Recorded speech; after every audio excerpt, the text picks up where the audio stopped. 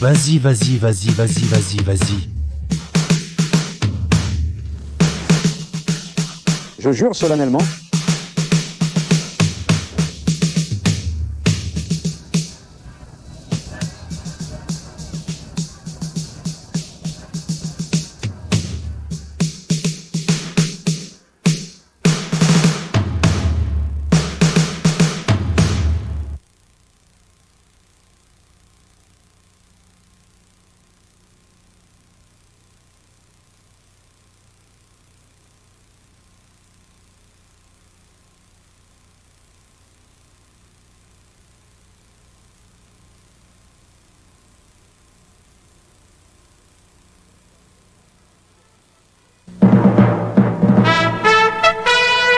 Depuis ABC à New York, voici les actualités du monde. Ce soir, dimanche, avec Sam Donaldson. Bonsoir. L'ambassade des États-Unis à Téhéran a été prise par des étudiants iraniens. Les Américains présents ont été faits prisonniers et, selon un porte-parole, seront gardés comme otages, jusqu'à ce que le Shah déchu soit renvoyé des États-Unis où il reçoit un traitement médical contre le cancer. Certains rapports indiquent que jusqu'à 90 Américains pourraient être concernés, d'autres parlent d'à peine 35. Un aperçu de ce qui s'est passé à Téhéran, raconté par Richard Anderson. Les Iraniens ont affronté les gardes marines américains pendant 3 heures pour prendre l'ambassade. Malgré l'usage de gaz lacrymogène, les marines ont été submergés à 5 heures du matin, heure de New York. Alors que les gardes révolutionnaires et la police locale restaient en retrait et observaient. Tandis que les Iraniens brûlaient un drapeau américain devant l'ambassade, ils affirmaient que cette action était expressément approuvée par l'ayatollah Khomeini. En échange de la liberté de leurs otages américains, ils exigent que les États-Unis livrent le Shah d'Iran déchu, depuis son lit d'hôpital à New York, afin qu'il soit jugé devant un tribunal populaire. Tant que ce n'est pas fait, les manifestants refusent toute promesse sur le sort des otages américains. Juste après la prise de contrôle, la foule a affiché des photos de l'ayatollah et une scène à l'intérieur de la porte. Dehors, des journalistes attendèrent des informations. Mais un fait est clair ce soir, c'est que les vies américaines. Richard Anderson, ABC News. On ignore si l'action contre l'ambassade a été ordonnée par l'ayatollah Khomeini, mais elle semble avoir sa bénédiction. Un porte-parole de Com a affirmé que l'ayatollah soutient personnellement cette action, compliquant la tâche de Washington pour résoudre cette situation dangereuse. Ted Koppel, notre correspondant diplomatique, est au département d'État avec les dernières informations. Ted. Le département d'État fait ce qu'il peut, mais pour le moment, cela ne semble pas être grand-chose. Il n'y a eu aucun contact direct avec l'ambassade américaine à Téhéran. Ce bâtiment est entièrement sous le contrôle des manifestants, pendant la prise de contrôle. Par hasard, le diplomate américain le plus haut en Iran, Bruce Langen, chargé d'affaires, était au ministère des Affaires étrangères. Il est resté là toute la journée, servant de principal lien de Washington avec le gouvernement iranien. Le département d'État a mis en place une cellule spéciale dans une petite pièce à côté du centre des opérations. La cellule est dirigée par le secrétaire d'État adjoint Harold Sanders. Mais le secrétaire d'État Vance lui-même est venu ce matin, est resté jusqu'en début d'après-midi et a informé 2 fois le président Carter, qui est à Camp David, par téléphone. Jusqu'à présent, les commentaires officiels sur l'incident ont été un modèle de retenue, exprimant une préoccupation pour la sécurité du personnel et des biens américains. Et une déclaration de reconnaissance que le gouvernement iranien a fait certains efforts pour résoudre l'affaire.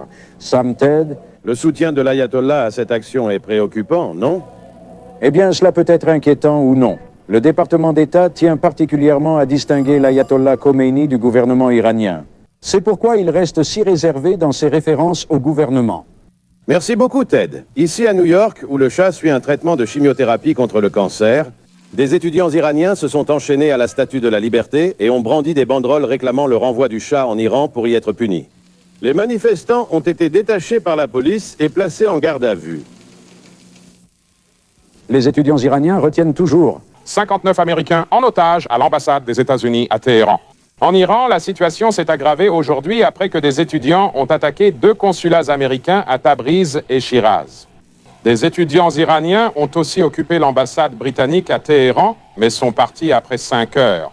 Ces actions ont reçu le soutien total de l'ayatollah Khomeini, qui soutient que l'ambassade américaine était un foyer de complot, venant de ce qu'il nomme le grand Satan, l'Amérique. Obtenir des images d'Iran a été très difficile. Voici les seules images du lieu aujourd'hui dans ce reportage exclusif de Bob Dyke. Environ 500 jeunes Iraniens continuaient d'occuper l'enceinte de l'ambassade ici à Téhéran, tandis qu'environ 2000 partisans rassemblés devant les grilles manifestaient leur soutien à la prise de contrôle. Il n'y avait aucun signe des otages. Nous comprenons qu'ils sont retenus à l'intérieur de l'un de ces bâtiments, mais on ne nous a pas dit lequel. On nous a dit que les Américains captifs sont bien traités et que leurs besoins sont pris en charge. On nous a également dit qu'ils sont interrogés et que certains d'entre eux seront présentés aux journalistes une fois leur interrogatoire terminé. Cela pourrait être demain ou plus tard cette semaine. Lors d'une conférence de presse dans le complexe, on nous a montré des photos prises hier des gardes marines américains à l'ambassade après leur capture et leur bandage des yeux par les ravisseurs. Des membres du comité d'occupation étudiant ont aussi montré des armes qu'ils affirment avoir saisies lors de la prise de contrôle. Et une affiche percée de Khomeini a accusé le comité aurait été utilisée comme cible de fléchettes par un haut responsable américain. Le fils de Khomeini a confirmé lors d'une conférence de presse le soutien de son père à la prise de contrôle. Et nous comprenons qu'il exerce une influence modératrice parmi ceux qui se trouvent à l'intérieur de l'enceinte, à l'extérieur de l'enceinte, alors que la nuit tombait, un symbole en feu de la passion anti-américaine ardente des manifestants. « Donnez-nous le chat », criait-il. « Nous libérerons les Américains aux manifestants. La solution est simple, et ils ne comprennent pas pourquoi les autres ne voient pas le problème aussi clairement qu'eux. C'est pourquoi ils disent qu'ils sont descendus dans la rue et ont pris possession de l'ambassade et de ses occupants. » Paul Dyke, ABC News, Tehran. Ici Barry Dunsmore. Les États-Unis n'ont pas beaucoup d'options pour gérer une situation très délicate dans laquelle il n'y a pas d'autorité centrale. Mais une chose est certaine, il n'y aura aucune capitulation face à la demande de la foule pour le retour du Shah. En réponse à la question « Envisageons-nous de le livrer ? Y a-t-il des plans pour le faire ou pour répondre à cette demande ?» La réponse est non. Une cellule interministérielle opérationnelle en continu travaille ici au département d'État depuis la prise de l'ambassade. Entre autres choses, elle a été en contact indirect avec le Shah pour lui assurer de la décision des États-Unis de rester ferme. En attendant, la politique décidée est de s'exprimer avec prudence et de faire pression sur le gouvernement iranien plutôt que sur l'ayatollah Khomeini. Nous attendons du gouvernement iranien qu'il assure la libération en toute sécurité des Américains détenus et la restitution de l'enceinte de l'ambassade aux autorités américaines. Comme l'a montré la conférence de presse de l'ambassade iranienne à Washington aujourd'hui, le gouvernement iranien a peu de pouvoir, s'exprime d'une seule voix et craint de contrarier la foule. Le gouvernement iranien n'a pas provoqué et ne provoque pas la prise de contrôle. Mais il est impensable d'un point de vue moraliste que l'on dise à ces jeunes gens « Partez, vous avez fait une erreur ». Les États-Unis contactent également des gouvernements islamiques amis pour intervenir auprès de Khomeini, des pays comme le Pakistan, et la réponse jusqu'à présent serait positive. En attendant, il n'est absolument pas question d'utiliser la force. Selon les mots d'un responsable américain, cela garantirait simplement que 60 personnes se feraient égorger. Barry Dunsmore, ABC News, le département d'État. Environ 60 Américains sont toujours retenus en otage à l'ambassade des États-Unis à Téhéran. Et ici à Washington, un sentiment croissant d'impuissance ainsi que d'indignation se fait sentir. Le gouvernement civil de l'Iran, dirigé par le Premier ministre Bazargan, a démissionné aujourd'hui. Les étudiants ayant pris le contrôle de l'ambassade ont menacé de tuer les otages si les États-Unis lancent une action militaire pour les sauver. La Maison-Blanche et le département d'État ont encore écarté aujourd'hui l'usage de la force pour sauver les Américains captifs. Voici nos reportages ce soir. Tout d'abord, avec ce compte rendu exclusif de la journée à Téhéran, voici Bob Dyke. C'est un spectacle qui rendrait tout Américain ici à Téhéran mal à l'aise. Des centaines de manifestants iraniens devant l'ambassade des États-Unis réclament la mort du président Carter.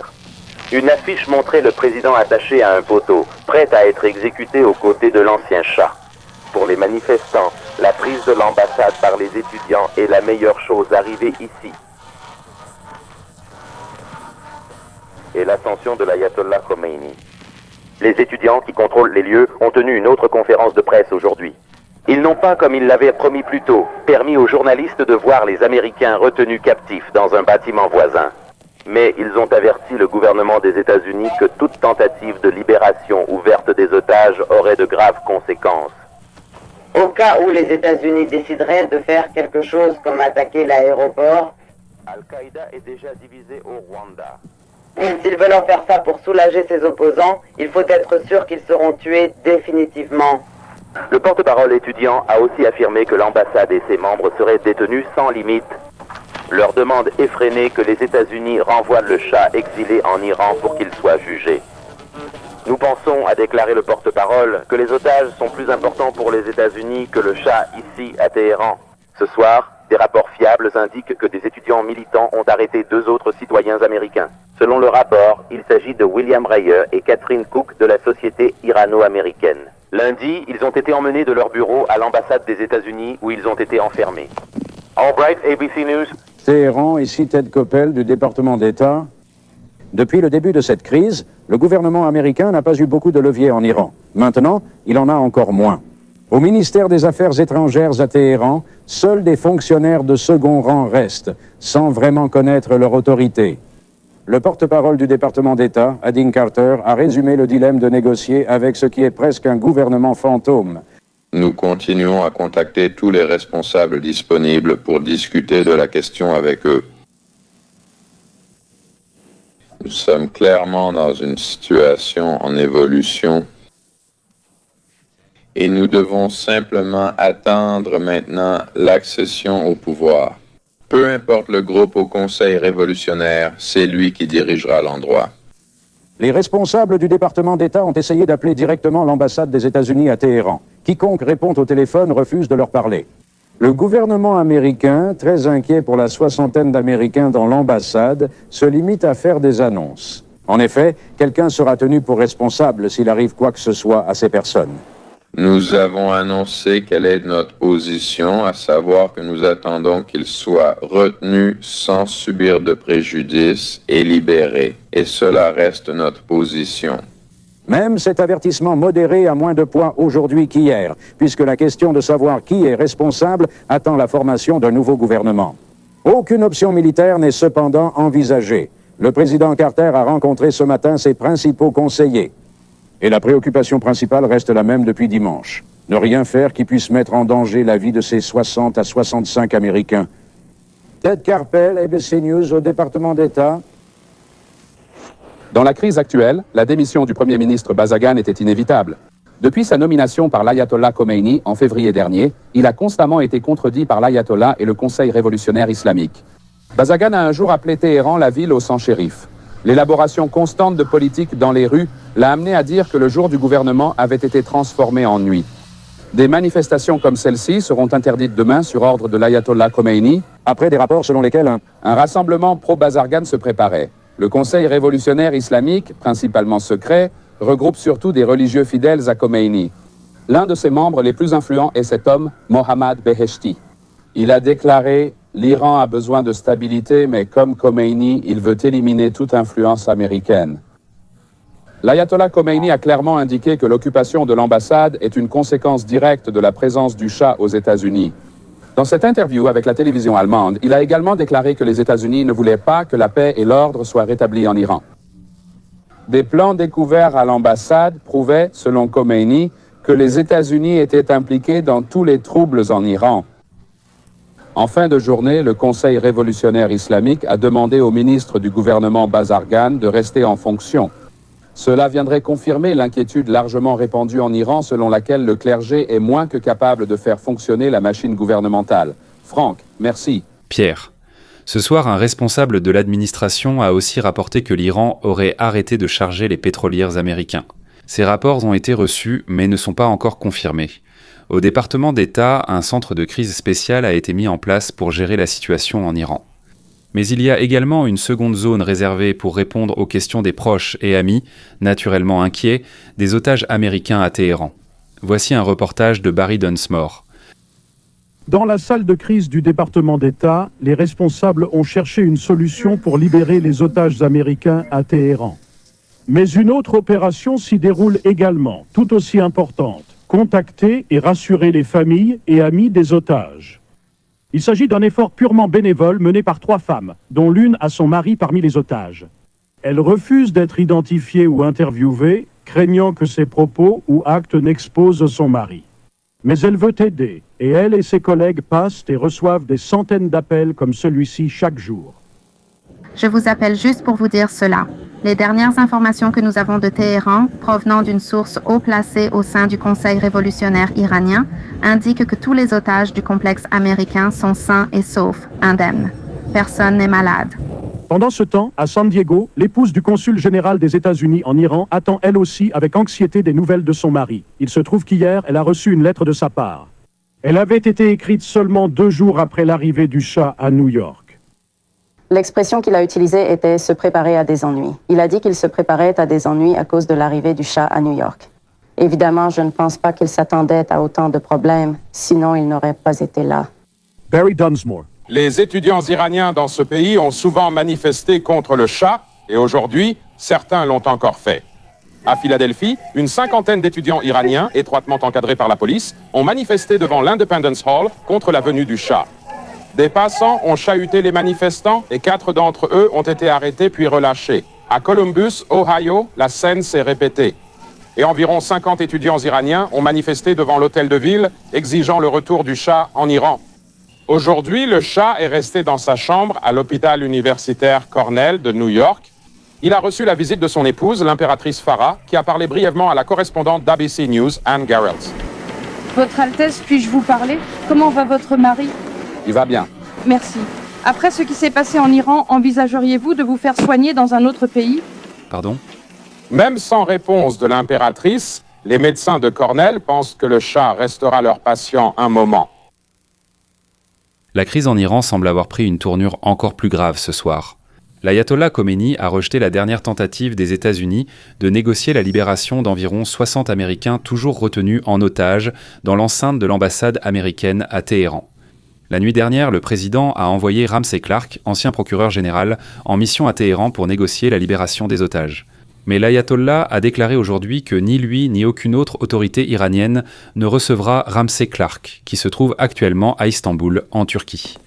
Si quelqu'un peut être entendu par l'ayatollah Khomeini, ce sera sans doute Yasser Arafat, président de l'OLP, ou ses représentants. Après la révolution, les partisans de Khomeini ont pris l'ambassade d'Israël à Téhéran et l'ont donnée à l'OLP. Ironiquement, l'Iranien vu avec Arafat à l'époque était Ebrahim Yazdi, aujourd'hui ministre des Affaires étrangères, qui a mis fin au premier siège de l'ambassade américaine plus tôt cette année. Divers rapports indiquent que l'OLP a envoyé une délégation pour tenter de négocier la libération des Américains. L'OLP ne peut considérer cette opportunité que comme une aubaine. L'OLP enchaîne les victoires diplomatiques à l'étranger. Les États-Unis continuent de l'ignorer. Si M. Arafat réussissait à Téhéran, cela pourrait s'avérer plus difficile. Même si la mission de M. Clark est actuellement suspendue à Istanbul, il était au moins une personne logique à envoyer en Iran. En janvier de cette année, il s'est rendu en tant que simple citoyen pour s'identifier à la révolution iranienne. Il a défilé lors de la grande manifestation de soutien à Khomeini, puis il a rendu visite au chef religieux qui était alors en exil en France. Ce soir, notre correspondant à Téhéran est toujours Bob Dyke, et voici son reportage. La question ici à Téhéran ce soir est de savoir comment la mission de Ramsey Clark peut réussir alors que le guide suprême de l'Iran a refusé de rencontrer la délégation américaine.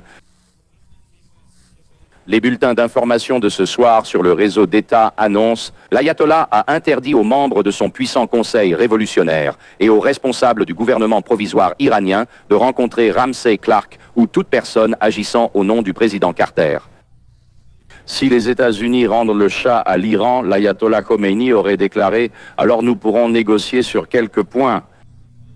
L'ayatollah Khomeini n'a pas précisé les points concernés, mais on pense qu'il évoquait les Américains retenus en otage à l'ambassade des États-Unis. Cela fait maintenant presque 4 jours que l'enceinte a été prise d'assaut par un groupe de jeunes Iraniens. Il n'y avait aucun signe des otages aujourd'hui, seulement leurs ravisseurs et une foule de manifestants anti-américains à l'extérieur de l'enceinte de l'ambassade. Une possible note de modération a été exprimée par le groupe d'étudiants à l'intérieur des murs. Les activistes ont publié une directive à leurs alliés et sympathisants en Iran pour qu'ils arrêtent de harceler les Américains et autres étrangers ici. La directive a été publiée après la détention présumée de 3 citoyens américains à l'aéroport de Téhéran alors qu'ils embarquaient sur un vol quittant le pays. Ils ont ensuite été relâchés et après un rapport non confirmé indiquant que 2 autres Américains auraient été emmenés contre leur gré de cet hôtel de Téhéran à l'ambassade des États-Unis où ils ont été confinés. Bob Dyke, ABC News, Téhéran.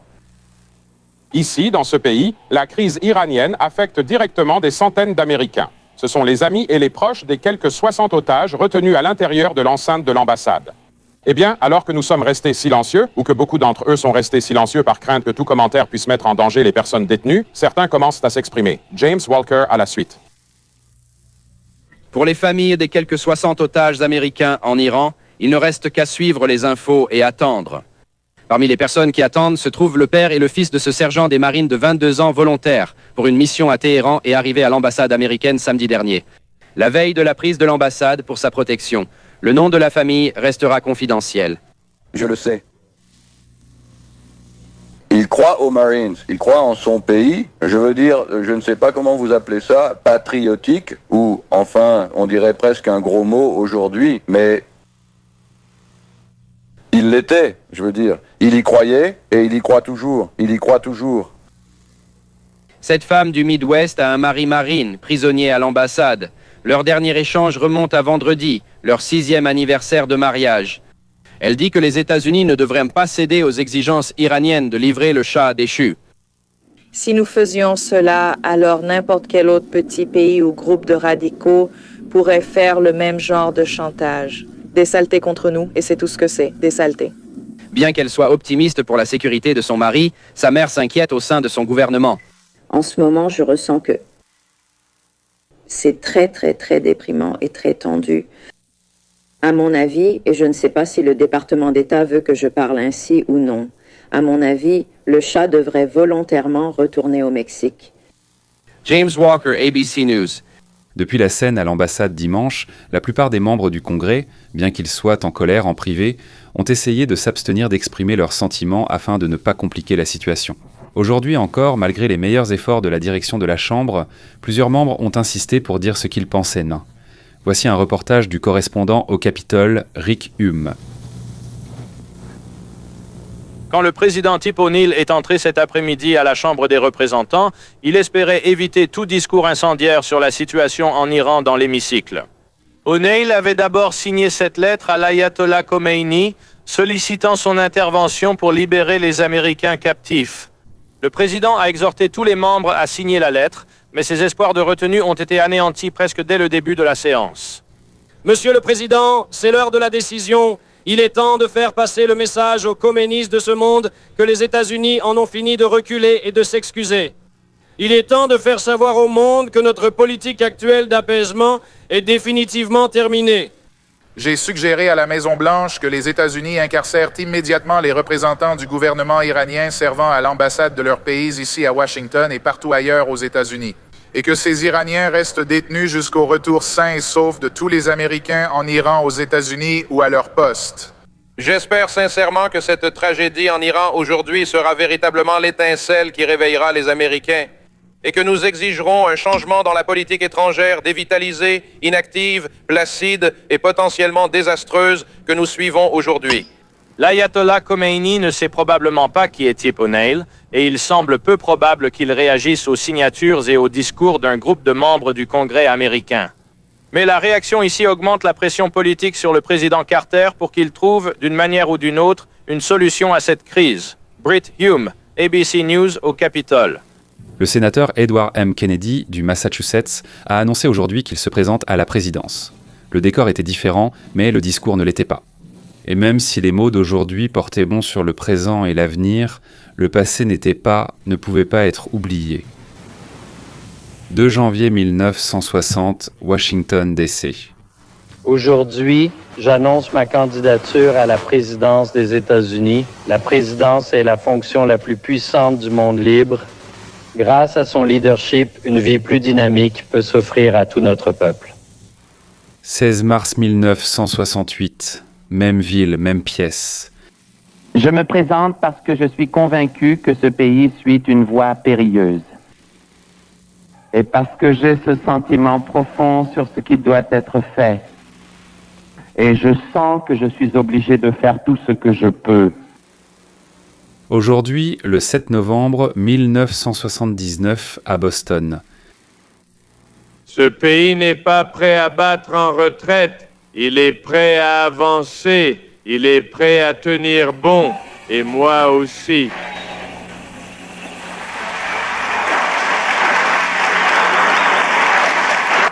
Aujourd'hui, j'annonce officiellement que je suis candidat à la présidence des États-Unis.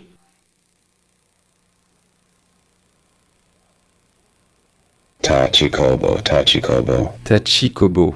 Regardez celui-ci, américain, les yeux bandés, menotté aujourd'hui dans la cour de l'ambassade américaine à Téhéran.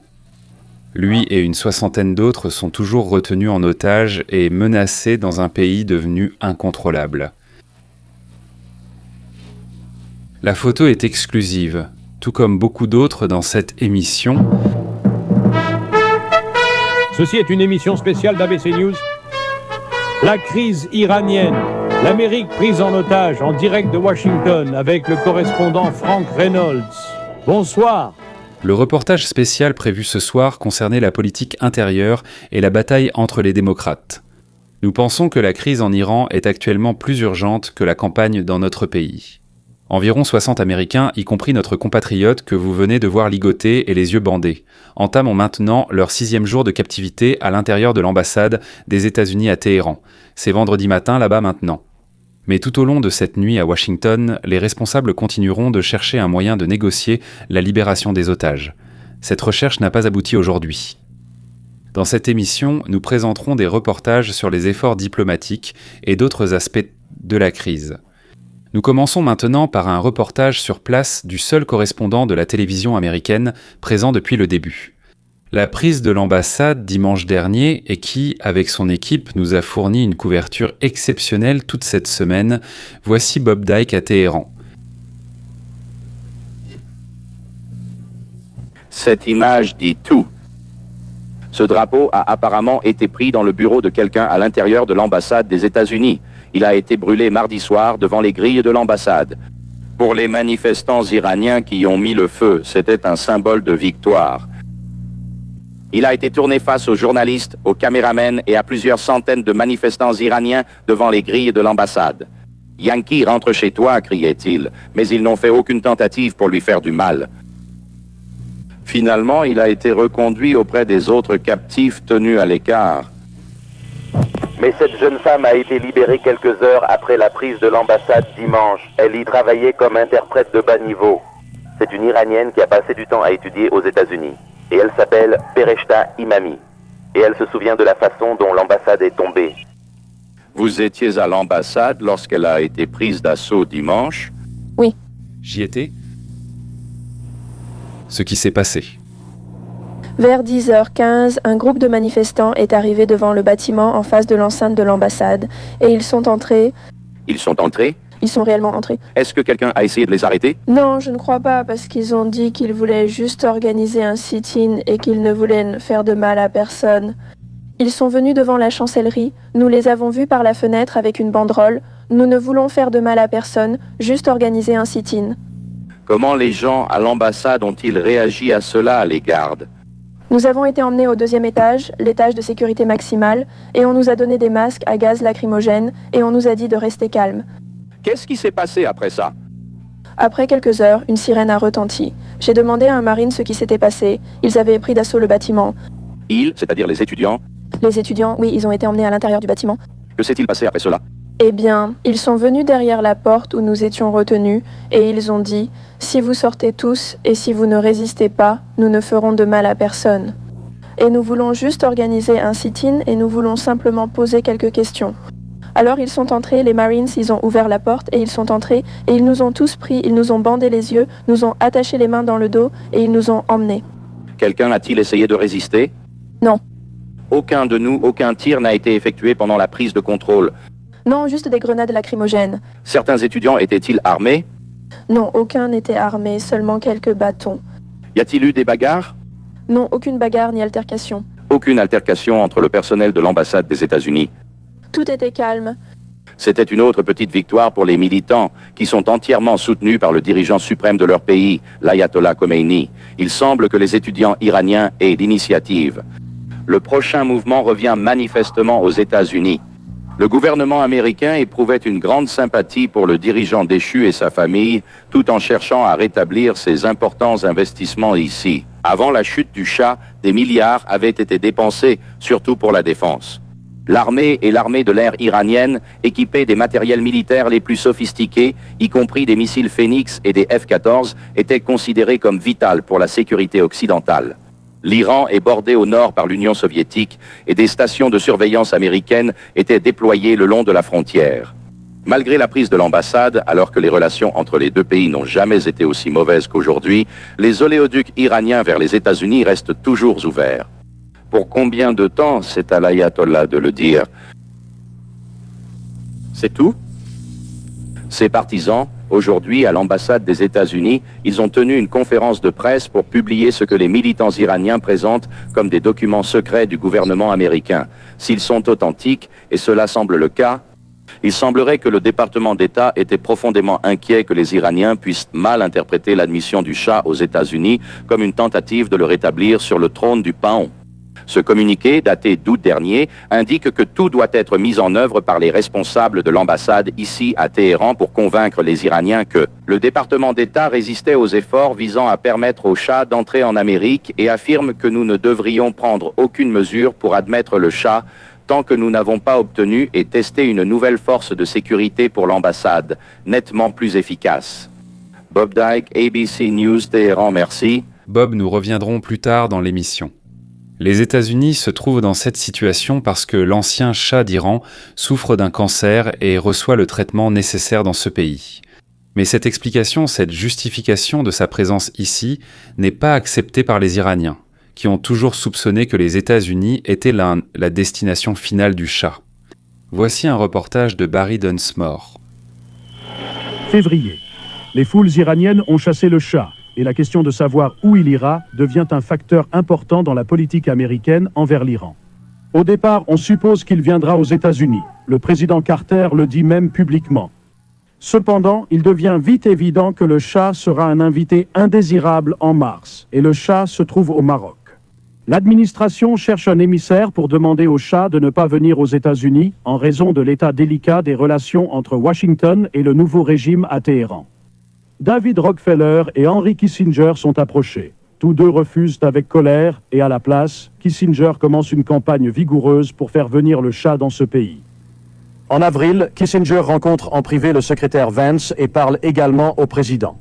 Dans chaque cas, son message est qu'un homme qui, pendant 37 ans, a été un ami des États-Unis ne devrait pas être traité comme un Hollandais volant qui ne peut pas trouver de port d'attache.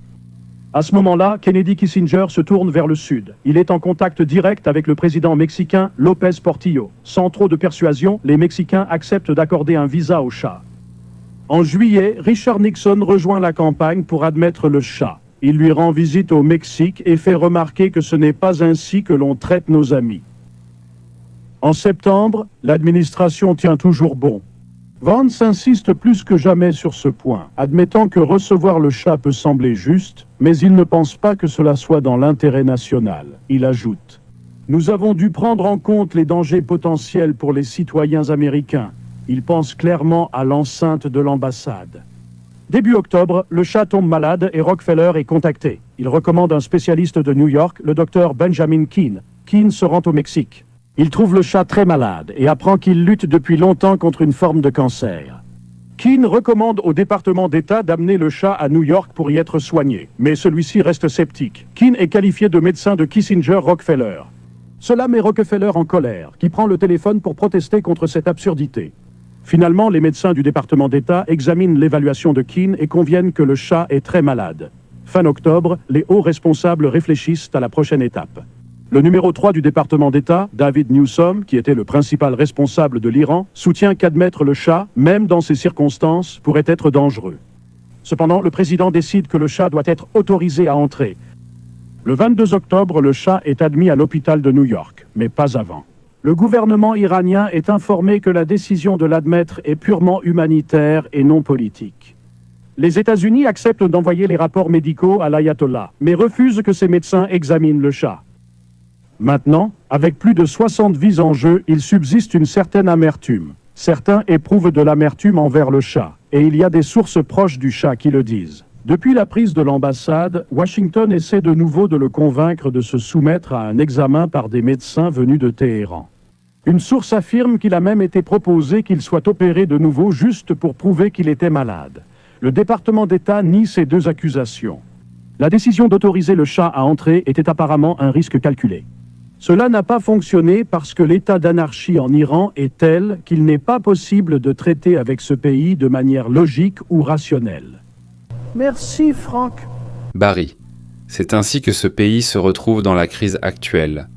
Mais nous vivons maintenant dans un monde où le terrorisme est presque devenu la norme en politique internationale.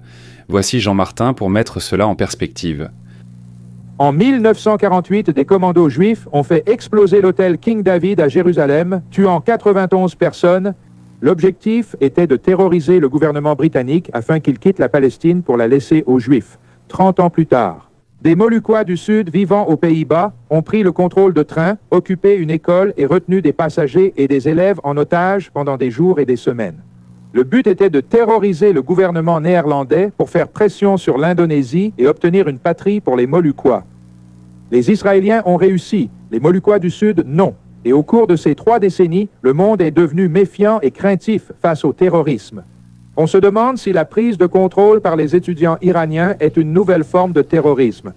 Pour la première fois, il semble qu'un pouvoir souverain permette à son peuple de jouer avec la vie des otages. La majorité des autres actions terroristes ont été menées par de petits groupes sans l'approbation du gouvernement. Les Brigades Rouges en Italie, tirant, enlevant et assassinant pour une cause, la faction de l'armée rouge japonaise détournant un avion et tentant de terroriser son gouvernement. En action, l'Organisation de libération de la Palestine, envoyant des terroristes dans une sorte de combat avec l'approbation d'un gouvernement en exil. L'OLP se considère comme tel, mais sans statut, sans ambassade, sans souveraineté, qui lui permettrait d'accéder au statut de nation. En Iran, après le renversement du Shah et la prise de pouvoir cette semaine, il n'y a pas de gouvernement civil, mais il y a une autorité civile détenue par l'ayatollah Khomeini et d'autres chefs religieux. Ils sont le gouvernement, pas de nom, mais en fait, c'est le cas. Est-ce la première fois qu'un gouvernement a recours au terrorisme ou le tolère? La réponse est non. Le gouvernement philippin a permis aux gardiens de prison de torturer et de terroriser des opposants politiques détenus sans inculpation. Le gouvernement chilien, sous le général Pinochet, a permis à des milliers de ses citoyens de disparaître lors d'un règne de terreur mené par des agents du gouvernement. Le gouvernement soviétique terrorisant des millions de ses citoyens avec la police secrète et les camps de travail forcés. Et en Iran même, l'exemple le plus puissant dans le soi-disant monde libre, la tristement célèbre SAVAK, la police secrète du Shah, torturait et terrorisait tous ceux qui pouvaient menacer le règne autocratique du Shah. Une fois, avant d'être chassé, le Shah a été interrogé par la correspondante d'ABC, Barbara Walters, pour savoir, compte tenu de son pouvoir, s'il serait prêt à permettre la moindre critique de son régime. Non. Pourquoi pas? Parce que la personne du roi est...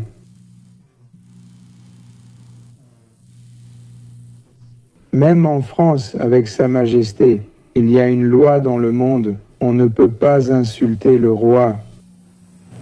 Quiconque le faisait, aussi bien au début qu'à la fin du régime du Shah, faisait face à la torture et à la prison. Donc, la nature du terrorisme n'a pas beaucoup changé en 30 ans. C'est toujours une voie irrationnelle vers le pouvoir et le contrôle, parfois sanglante. Et en Iran, la situation a fait un tour complet maintenant. Ce n'est plus le Shah, mais les gens qui l'accusaient autrefois d'être un terroriste. Franck. Il a été révélé aujourd'hui que les États-Unis ont arrêté l'envoi à l'Iran de tout équipement militaire ou pièces de rechange tant que les otages sont retenus à l'ambassade.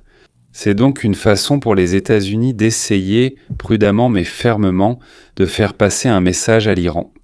Voici un reportage du correspondant diplomatique Ted Koppel. Ce message n'a pas encore été transmis à l'ayatollah Khomeini.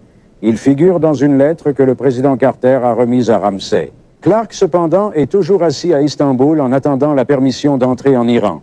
La lettre qu'il transporte demande aux autorités iraniennes d'obtenir la libération des otages américains. Mais ABC News a appris qu'elle demande également que tous les Américains soient autorisés à quitter l'Iran. Cela signifierait qu'aucun diplomate américain ne resterait dans ce pays. Et il est entendu de sources fiables que l'administration Carter n'a pas l'intention de maintenir des relations diplomatiques normales avec l'Iran. À moins et jusqu'à ce qu'un gouvernement y soit formé qui respectera les principes les plus fondamentaux des relations internationales. En tête de cette liste, la règle universellement acceptée selon laquelle un gouvernement hôte doit être responsable de la sécurité des diplomates étrangers sur son territoire. Aucune action de ce type n'est possible tant que les Américains restent otages. C'est le 5e jour d'agonie pour le gouvernement américain, 5 jours frustrants pour le public américain. Et beaucoup de gens pensent qu'ils ont peut-être des solutions à la crise auxquelles Washington n'a pas pensé. Si vous étiez le président Carter, quelle serait votre décision concernant l'Iran et la présence d'otages des citoyens américains dans ce pays? Le choix, c'est la guerre maintenant.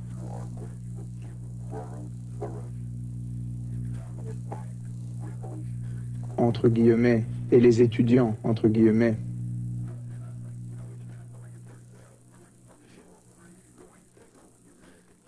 Ce qu'est l'ambassade américaine. Eh bien, tout simplement, les conseillers du président estiment qu'une intervention militaire serait le moyen le plus sûr de faire tuer les otages. Impossible d'atteindre rapidement l'ambassade, située au cœur de Téhéran, à plusieurs kilomètres du premier aéroport. Aucun lieu proche ne permet le largage de parachutistes. Et c'est trop loin de la Méditerranée ou du golfe Persique pour envoyer des hélicoptères, à moins d'avoir un aérodrome disponible à proximité pour les ravitailler avant le vol de retour. Bien sûr, si quelque chose arrive aux otages, toutes les options sont sur la table, et vous pouvez supposer que l'armée a déjà élaboré une série d'options. Mais encore une fois, cela n'arrive que lorsque la sécurité des otages n'est plus une considération. Le seul qui puisse réussir, c'est Yasser Arafat. Et même s'il est un ennemi d'Israël, ça m'est égal s'il s'appelait Panchovia. S'il peut faire sortir ces 60 personnes de là, qu'il y aille et qu'il fasse son numéro. Ça ne me dérange pas. Je n'ai pas d'intérêt personnel dans cette affaire. Dans ce cas, l'administration Carter est totalement d'accord. En fait, le porte-parole du département d'État, Odin Carter, l'a dit aujourd'hui. Comme cela a été observé plus tôt, nous ne savons pas vraiment exactement ce que l'OLP a en tête. Mais s'ils agissent pour aider à libérer les Américains retenus à l'ambassade, ce serait une action hautement responsable, dans une situation où ils peuvent avoir une certaine influence. Comme je l'ai dit hier, nous accueillons favorablement une telle aide. Le seul problème, c'est qu'il reste encore des doutes quant à savoir si l'OLP sera acceptée par les Iraniens. En tant que médiateur, la radio iranienne a rejeté leur offre aujourd'hui.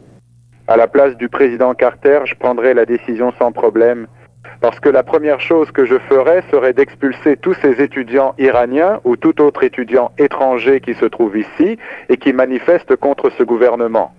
Ça a choqué beaucoup de gens de voir des Iraniens, qui sont peut-être ou non de vrais étudiants, libres de manifester alors que des Américains sont retenus en otage en Iran. Pourquoi les États-Unis ne vous arrêtent-ils pas tous et ne vous prennent-ils pas en otage? Parce que, Monsieur le Président... Eh bien, les États-Unis sont une nation civilisée. Vous vous considérez comme des gens très instruits. Et étant un peuple instruit, je doute fort que vous fassiez une telle chose. Ce n'est pas aussi simple que ça.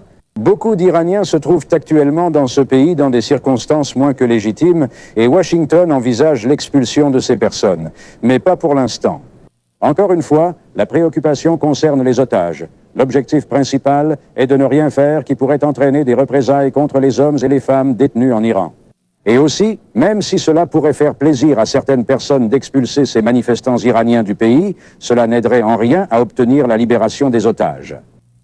Pour ma part, je serais prête à payer 4 $ le gallon d'essence si nous obtenions le pétrole sur le marché au comptant et non plus depuis l'Iran. Eh bien, vous n'entendrez aucune objection de la part de l'administration.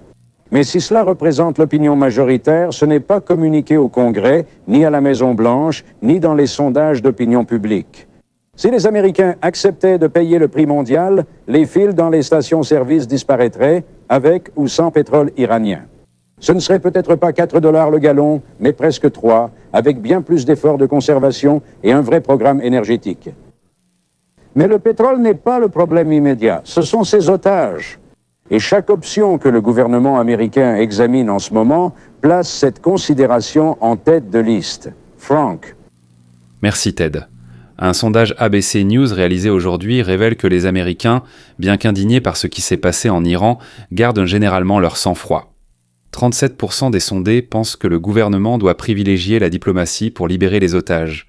Seuls 11% sont favorables à une invasion américaine de l'Iran et 17% sont en faveur de menacer d'utiliser la force pour libérer les otages. Seuls 12% pensent que le Shah devrait être remis aux Iraniens, et 13% estiment qu'il devrait partir, sinon retourner en Iran, alors dans un autre pays que celui-ci. Eh bien, l'opinion publique est un facteur, mais au final, les décisions ne peuvent pas être prises sur la base des sondages. La responsabilité ultime repose sur un seul homme. Voici un reportage du correspondant à la Maison-Blanche, Sam Donaldson. Lundi matin, le président revient de Camp David, et en entrant à la Maison-Blanche, un journaliste lui demande « Et l'Iran ?» « C'est fera une déclaration plus tard », répond-on, indiquant que le secrétaire d'État Vance s'exprimera. Sur ce point, M. Carter consulte ses principaux conseillers, mais ces échanges restent confidentiels. Mardi, le président nomme un nouveau directeur de campagne, l'incomparable Robert Strauss. Les bavardages n'ont rien à voir avec l'Iran. Mais Strauss, au Capitole, répond fermement à l'idée que le président ne gère pas la crise avec assez de vigueur. Ça suffit. Des gens m'appellent de partout sans réfléchir, disant que le président doit intervenir, frapper fort, faire ceci ou cela, et impressionner tout le monde. Et il gagnera 20 points dans les sondages. Eh bien, la vérité, c'est qu'il détruirait aussi entre 58 et 500 vies de citoyens américains. Donc, c'est un luxe qu'il ne peut pas se permettre. Mercredi, M. Carter accompagne sa femme en Thaïlande, puis échange avec ses assistants. Un journaliste appelle « Quoi de neuf en Iran ?» Une annonce sera faite plus tard ce matin par le secrétaire Vance, dit-il. La mission de Clark réussira-t-elle? On lui demande. J'espère et je prie que oui. Plus tard, dans les couloirs de la Maison-Blanche, Zbigniew Brzezinski reste délibérément évasif sur la mission Clark. Nous espérons que cette situation pourra être résolue d'une manière conforme aux principes internationaux. Toutes les nations du monde ont intérêt à ce que ces principes soient respectés. Et nous sommes convaincus que la résolution finale de ce problème se fera sur cette base. Jeudi, aujourd'hui, le Premier ministre Lynch d'Irlande arrive pour une visite d'État. Le président condamne le terrorisme, en général. Ceux qui prônent la violence et le terrorisme violent les lois de Dieu et les lois des hommes. Plus tard, le porte-parole de la Maison-Blanche, Jody Powell, annonce que M. Carter n'ira pas au Canada demain et réaffirme la politique de retenue face à la crise. Je pense que nous avons clairement indiqué que nous menons une politique de diplomatie discrète et ferme et que l'action militaire n'est pas envisagée. Cependant, combien de temps cela peut-il durer? Je ne pense pas qu'il soit approprié de fixer des délais. Au dîner d'État en l'honneur du Premier ministre Lynch, M. Carter évoque le sujet, mais seulement superficiellement. Un peu plus tôt ce soir, j'ai dû annuler mon voyage prévu de longue date au Canada. Parce que des Américains souffrent du terrorisme international et sont retenus contre leur gré, et ma responsabilité est de protéger la vie des Américains à l'étranger et ici, chez nous. Comme vous l'avez constaté, le président a évité de discuter publiquement de cette crise. Les présidents évitent les mauvaises nouvelles en public. Mais il serait injuste de dire que c'était la principale raison du silence du président. On estime qu'une intervention de M. Carter dans une telle situation risquerait de compliquer la persuasion de l'ayatollah et de ses étudiants sur la primauté de la raison et de la sagesse. Il y aura largement le temps d'applaudir ou de condamner le résultat une fois que tout sera terminé. Mais pour l'instant, M. Carter estime que la meilleure façon de mériter son salaire est d'agir en privé. Le reste du monde n'est pas resté complètement silencieux face au sort des otages américains dans le monde musulman. La Turquie, le Pakistan et, selon certains rapports, l'Algérie essaient d'aider. Mais qu'en est-il de nos alliés en Europe occidentale?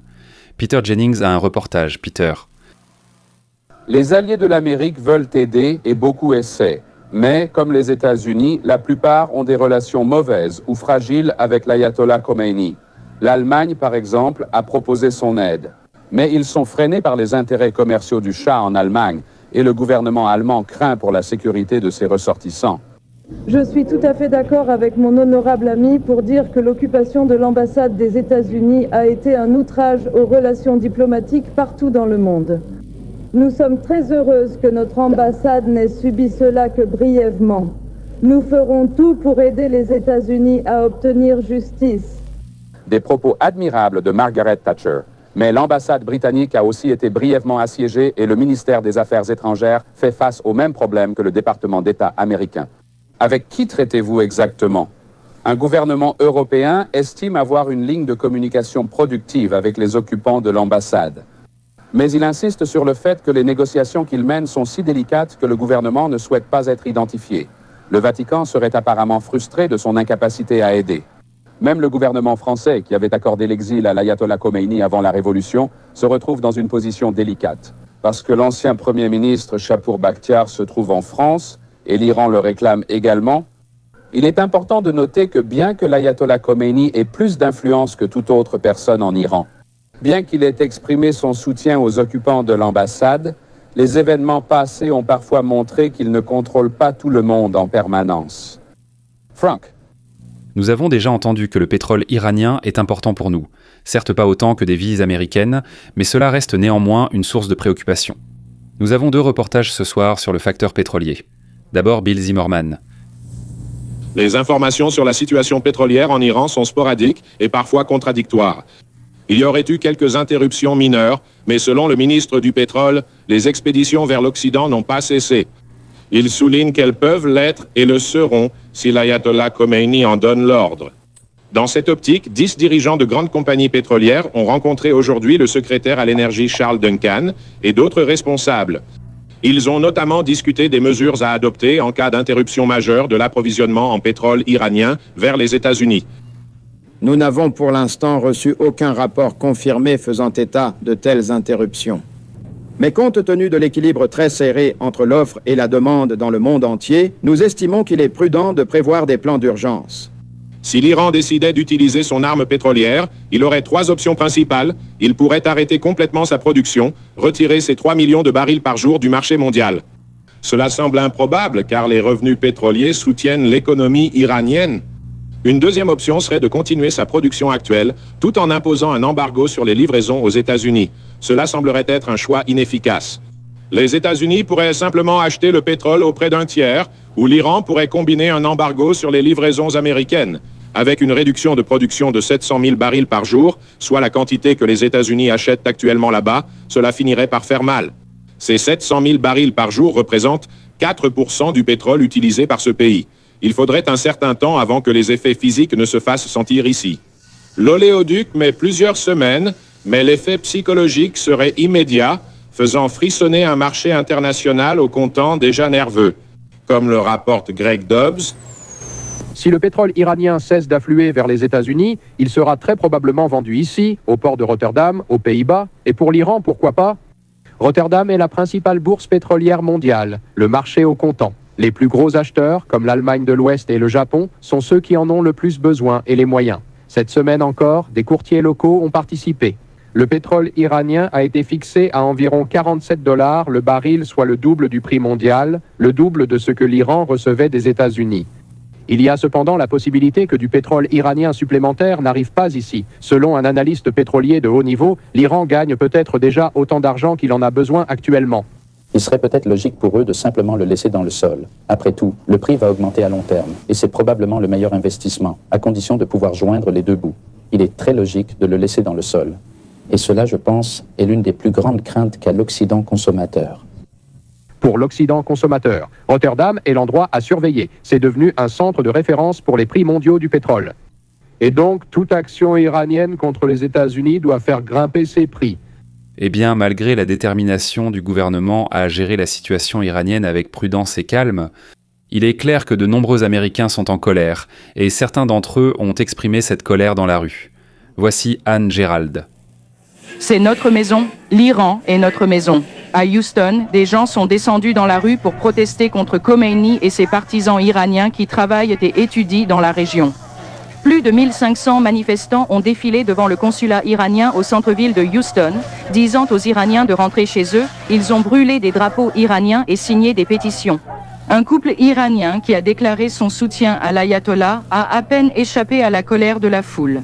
Les pompiers de la caserne 58 à New York sont frustrés par l'impasse actuelle, et certains disent qu'ils iraient en Iran si cela pouvait aider. Si cela veut dire y aller, nous irons. Tout ce que nous pouvons faire. Donc, il faut que quelque chose soit fait. Si ça doit être fait, et c'est tout. Je veux dire, il faut faire quelque chose. Je veux dire, on ne peut pas se laisser marcher dessus. À l'aéroport Kennedy de New York, les travailleurs du transport ont annoncé qu'ils cesseront de servir les avions iraniens tant que les otages américains ne seront pas libérés. En conséquence, un avion a déjà été détourné vers Montréal. Nous espérons seulement que ce que nous faisons ici aujourd'hui, nous allons commencer, et nous en sommes sûrs, nous allons commencer. une chaîne de manifestations à travers les États-Unis par tous les syndicats américains. Les dockers du New Jersey reconnaissent qu'ils ont refusé de décharger la cargaison des navires iraniens, mais certains veulent aller encore plus loin. Je propose d'intervenir sur place pour récupérer nos otages. Je suis prêt à payer 25 centimes de plus par gallon d'essence et je pense que tout le monde aussi. Voir ce qu'ils font à ce drapeau à la télévision me touche profondément. L'anxiété grandit naturellement à chaque heure qui passe. D'un autre côté, l'espoir aussi. Nous concluons ce soir par un rappel de la responsabilité qui nous a été confiée aujourd'hui. Par Kenneth Blakely, le président de l'Association américaine du service extérieur, Blakely a appelé tous les Américains à faire preuve de prudence dans leurs actions et leurs déclarations publiques. Parce que, je cite, « En raison de la situation précaire dans laquelle se trouvent tous nos collègues », fin de citation, la prudence et la patience sont des mots qui ne font peut-être pas vibrer le sang, mais qui peuvent éviter qu'il ne soit versé. Ici Frank Reynolds pour ABC News. Bonne nuit depuis Washington. Merci de nous avoir regardés. Pour soutenir la production de contenus historiques, aimez, commentez et partagez cette vidéo avec d'autres passionnés d'histoire. Et, bien sûr, n'oubliez pas de vous abonner pour continuer à faire vivre l'histoire.